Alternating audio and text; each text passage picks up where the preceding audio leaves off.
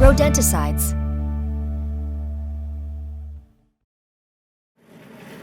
If vole damage to berry bushes persists even after maintaining short or no grass between rows and around the perimeter of the field, then the last resort is to apply rodenticides. First, choose your product carefully. In accordance with Health Canada regulations, rodenticide products where the active ingredient is either chlorofascinone, difascinone, or zinc phosphide are the only products that can be placed in berry fields to control voles in Canada. Example of approved rodenticide product names include Ramic Green, Ground Force, and Ramic Brown. Keep in mind, zinc phosphide does not work well in a wet climate, like we have here on the South Coast, due to the highly reactive nature of the product. Products such as brodifacoum and diphthialone are illegal to use outside. These products are 10,000 times more toxic and persistent than products containing chlorofascinone, difascinone, or zinc phosphide.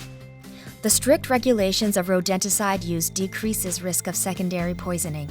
Unfortunately, many cases of secondary rodenticide poisoning of raptors are documented each year in the Fraser Valley. These raptors are your allies in vole management. Keep them safe and healthy by using only legal rodenticides. Also, do not encourage raptors, place perches or nesting boxes in your field if you are using poison.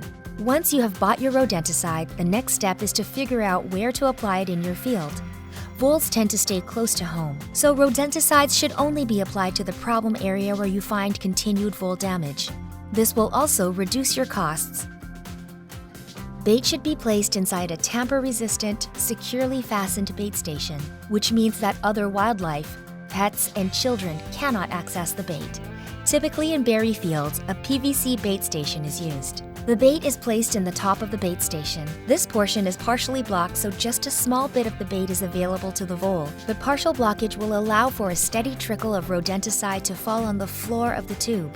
After rodenticide has been applied to the problem area, it is important to monitor the area every second day to check if there is any recent vole activity, ensure that there is enough bait in the bait stations, and ensure they are all securely fastened. After damage has subsided and there is no fresh sign of vole activity, remove the bait, but keep up the monitoring to ensure that there is no new damage. Removing the bait ensures that non-target species do not eat the bait, such as other small mammals, insects, and songbirds, and also reduces the risk of voles becoming resistant to rodenticides. Remember to always check the active ingredient in the product. Only use rodenticides as a last resort, and ensure that you are only using products that have either chlorofascinone, difascinone, or zinc phosphide as active ingredients.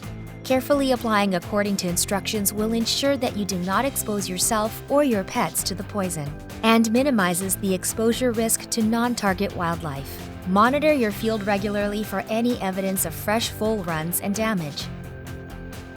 So if you're going to encourage predators to your site, do not use rodenticide because this could lead to rodenticide poisoning in these predators. Watch other videos in this series to learn how to minimize vole damage in your berry field. Find them at bcblueberry.com.